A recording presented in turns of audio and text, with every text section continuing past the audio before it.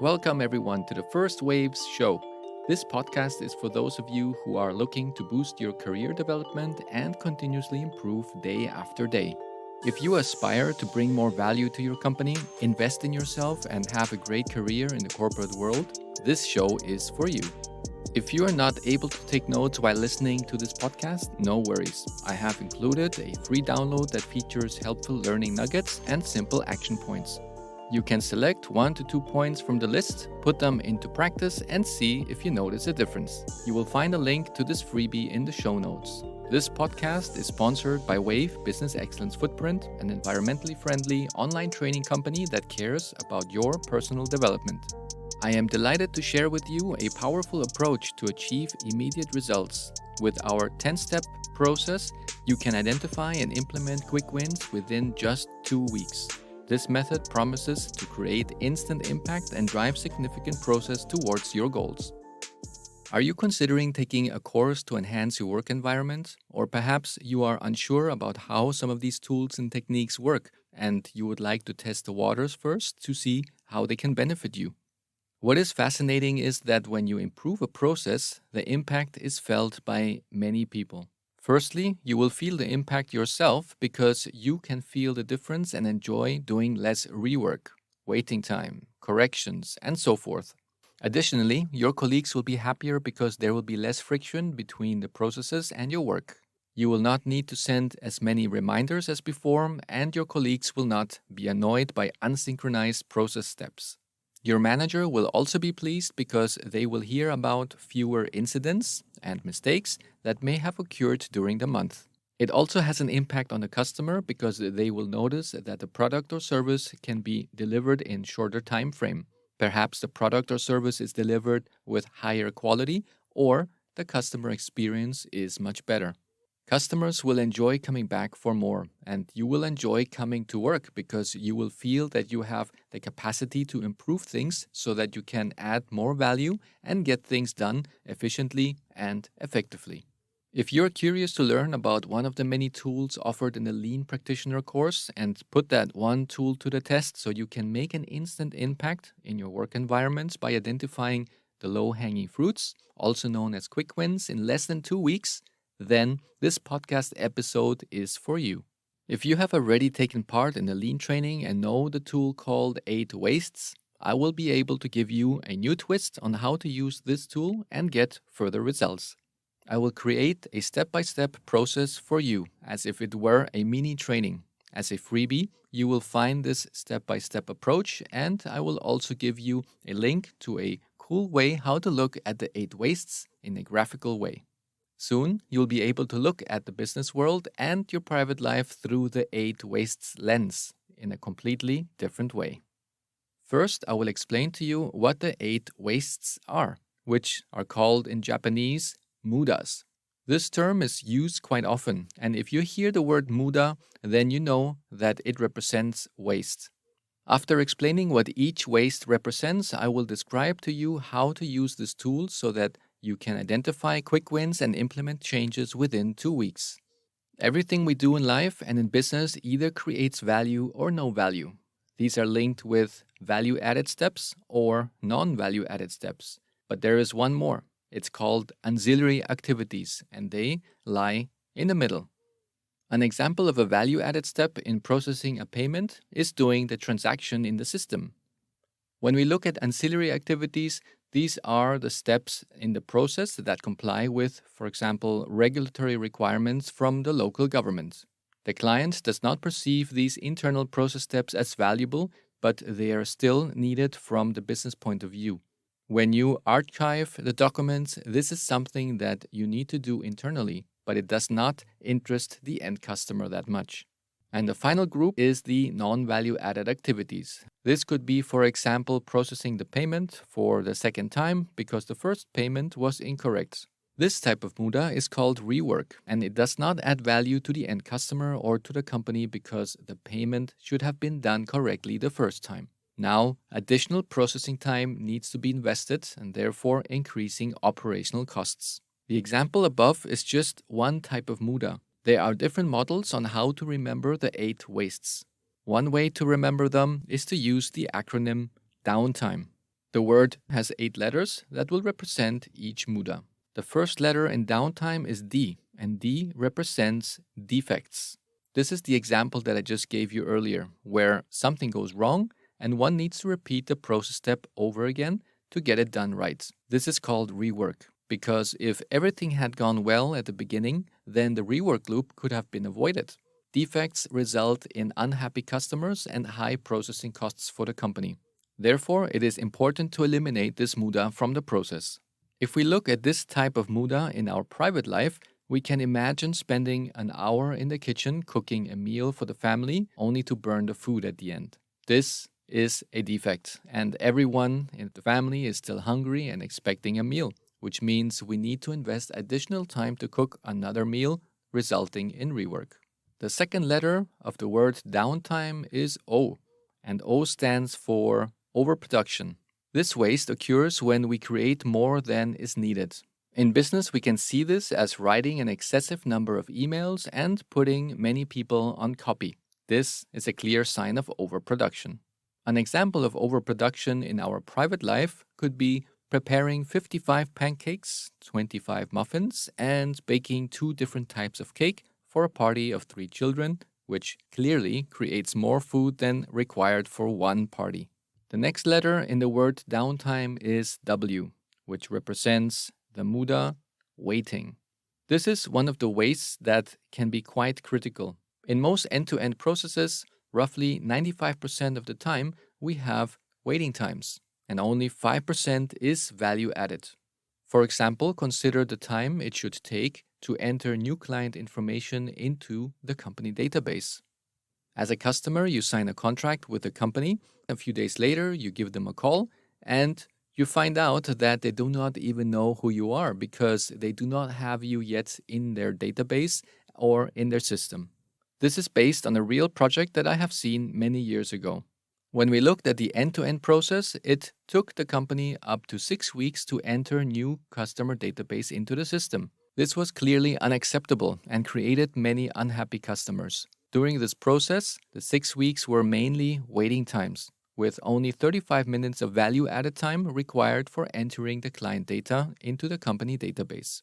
So what was happening the rest of the time for this end-to-end process? Well, there was this big muda, which is in this case the waiting time. After each process step, there was a long waiting time for collecting the data. After that process step, there was a waiting time before someone can check the data. Then there was a waiting time to obtain the approvals. Again, waiting time to obtain the signatures, then the printouts, and more. It was a very inefficient process. If the process had been better synchronized, the excessive waiting time could have been avoided. At the end of the project, when it was successfully completed, we were able to reduce the total lead time from 6 weeks to only 45 minutes. And this was done only by focusing on reducing the waiting time. In private life, we see this muda very often. For example, waiting in line at the supermarket or sitting in traffic. If you think about it, why should it take me or you 20 minutes to buy bananas at the supermarket when it could only take 4 minutes? Now, let's look at the next letter from the word downtime, and it's the N, which stands for non-utilized talent. In business, we can observe this muda when we do not have the right person doing the right job or when employees constantly deal with high workload. Another way to look at non-utilized talent is when employees work long hours and have no time to reflect on the work they are doing. They do not have the opportunity to find new ways to make processes more efficient or to test new standards. They do not even have the time to attend improvement workshops or courses to improve their skills. If this continues for a long period of time, it is seen as a muda, as the talent of the staff members is not being utilized efficiently. Consider a scenario where a person is driving to a meeting and their engine stalls on the way. In a hurry to get to the meeting, the person starts pushing the car. Passerby drivers ask him why is he pushing the car, to which he responds that he needs to get as fast as possible to a meeting. If he had taken a few minutes to think about the problem, he would have realized that the root cause was an empty fuel tank. By asking someone to get him to the nearest gas station to buy some fuel, he could have reached to the meeting much faster than just by pushing the car. Similar scenarios happen in the office where employees work hard to finish their work in a given time span, but the outdated process steps does not allow them to finish on time. The overtime does not give them enough time to reflect on the root causes of process issues or to even create an action plan. By attending workshops and courses, employees can become more efficient and faster in their processes, creating fewer backlogs and leaving on time. We need to provide employees with the time to think about ways to optimize their daily processes, to attend workshops that are related to projects, and even take digital courses to help them become more efficient. The next letter in the word downtime is T for transportation. This waste type refers to unnecessary movement of products and materials. In business, we often see unnecessary correspondence and long chain of emails that involve copying in many colleagues unnecessarily. These employees who were copied may forward the email to other colleagues from their team with the comment FYI for your information, resulting in even larger number of recipients, even though this email information may not have been that important or even needed. Another example is the transportation of documents to be verified, where documents need to be signed and brought from the assistant's desk to the manager's desk and back, and then to the next department, and again to the next department, creating unnecessary back and forth. In manufacturing, we may see the unnecessary transportation of materials moved from one location to another location within the warehouse. In our private lives, we can also see unnecessary transportation of goods used in our own household, such as importing fruits from far away instead of buying locally grown ones, resulting in a much higher carbon footprint. The next letter in the word downtime is the letter I, which stands for inventory. This waste type refers to an excess of products and materials not being processed. For example, at work we may see this as an inventory of emails that are left unread at the end of the day. These unread emails could contain client requests, verifications, or approvals needed to be processed to run other processes smoothly and avoid waiting time in other areas. Another example of the Muda inventory is having too many toners for the printer stored in the warehouse, which may not be used in the future if the printer gets replaced with a newer model. Another example is having a large inventory of business paper that may result in waste because perhaps the company logo will change or even the address will change. In our private lives, having a large inventory of food in our kitchen may lead to throwing away a lot of food that was not consumed on time. The next letter in the word downtime is M, and M stands for motion. This is an unnecessary movement made by people. For example, once I observed a process where Department A was printing documents, stamping them, signing them, and then stapling them together.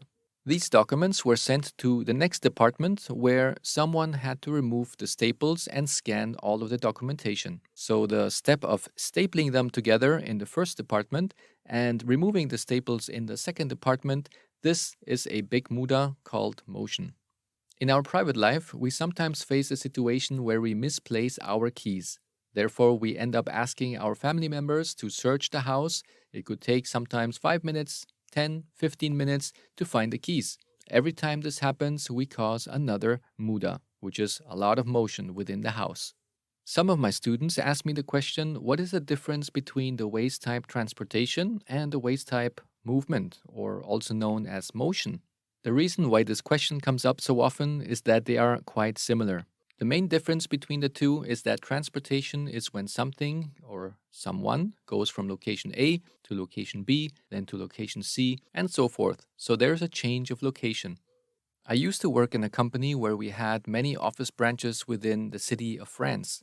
Many employees had to see where the next meeting was, and they spent a lot of time during the day commuting from one office building to another office within the same city to make it on time to their meetings. This was a big transportation muda because they spent an average of 2 hours per day commuting between the different office branches.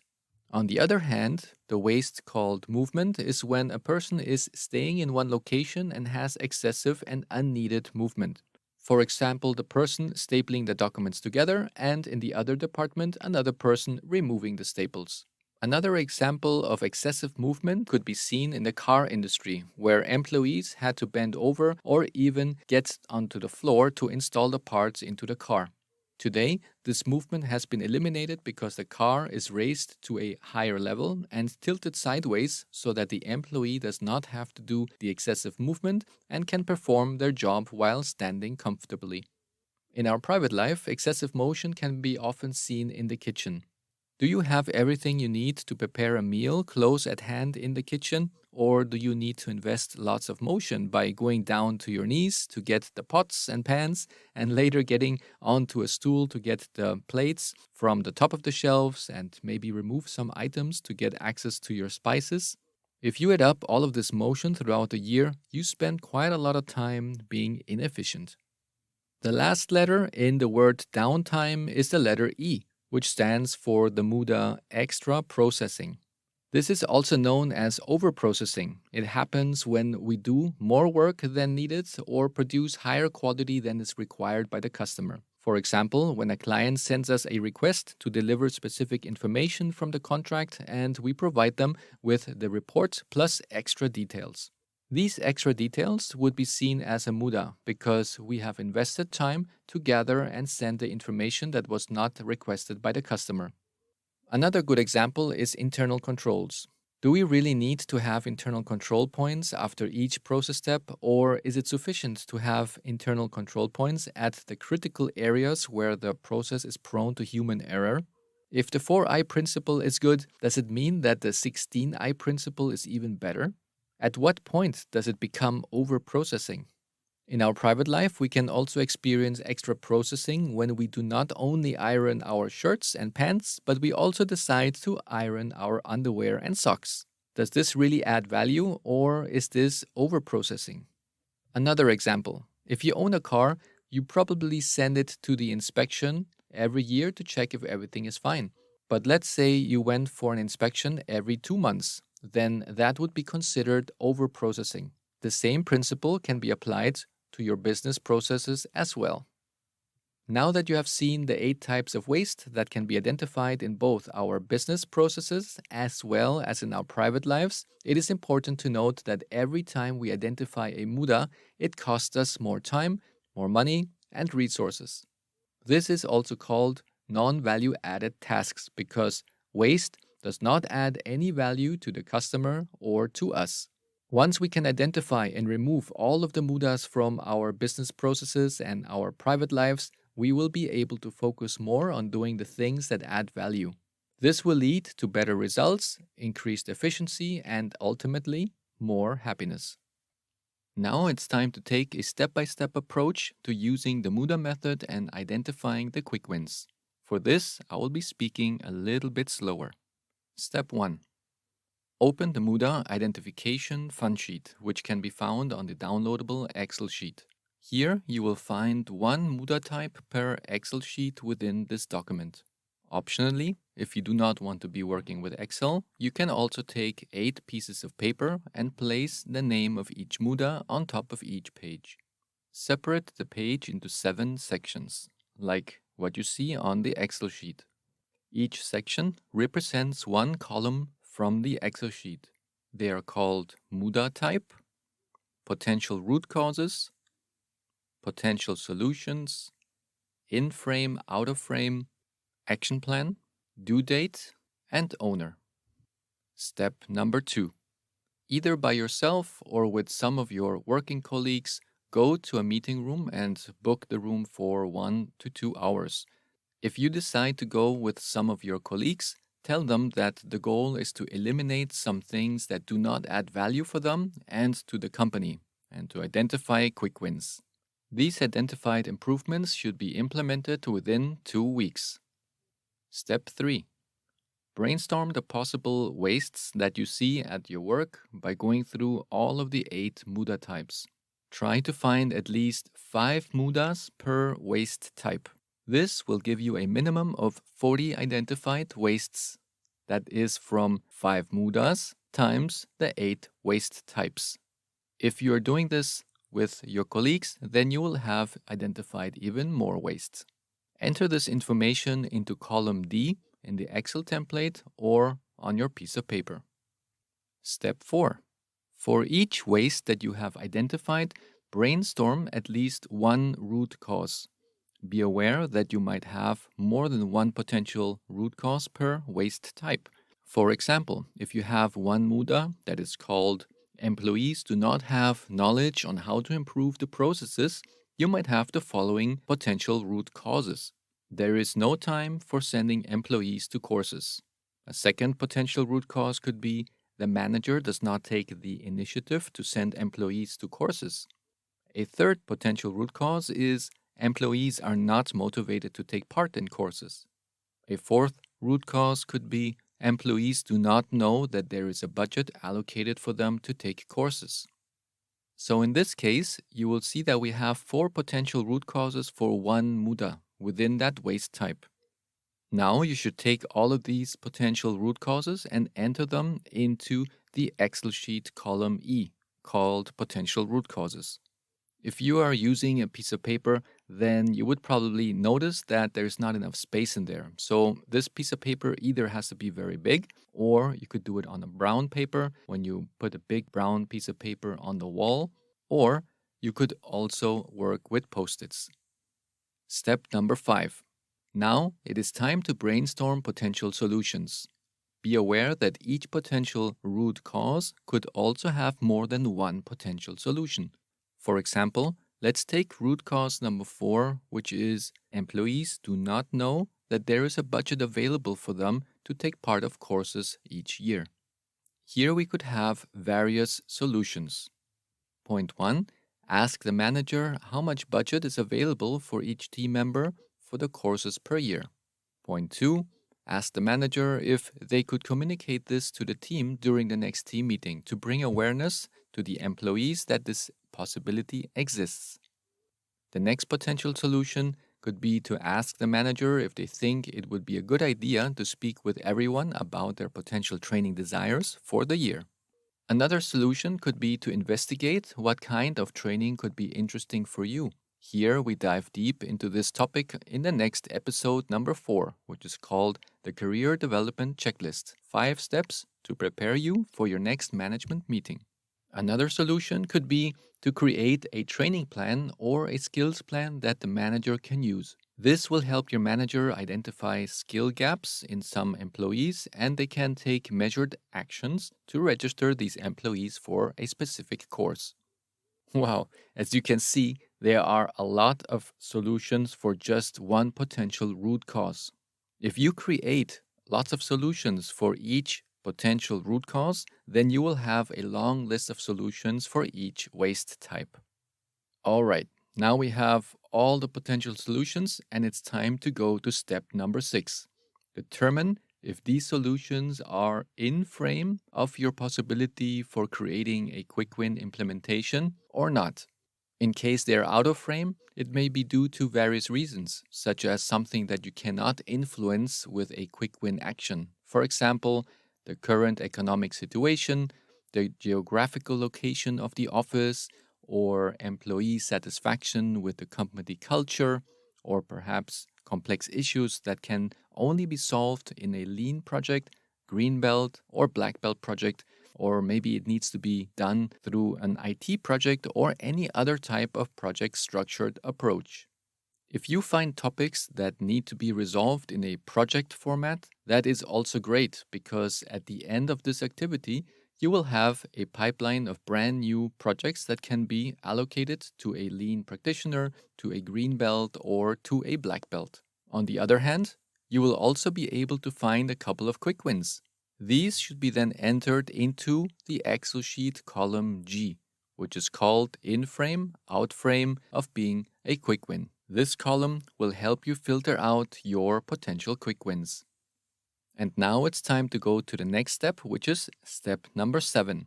Here it is important that you now only focus on the solutions that appear with quick wins, which are all of those that you have selected as in frame. For these quick wins, we will then brainstorm an action plan and enter them into column H, called action plan.